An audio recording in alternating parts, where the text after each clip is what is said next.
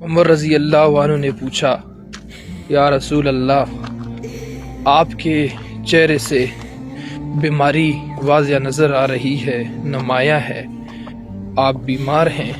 نبی صلی اللہ علیہ وآلہ وسلم نے فرمایا، ہاں، آپ تھوڑا آرام کریں۔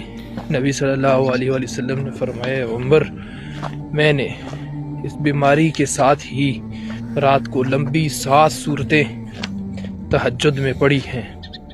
ہم تو شاید قوت میں، صحت میں شاید تہجد بھی نہ پڑھتے ہوں، لیکن نبی علیہ السلام نے بیماری میں بھی 7 لمبی صورتیں پڑھی۔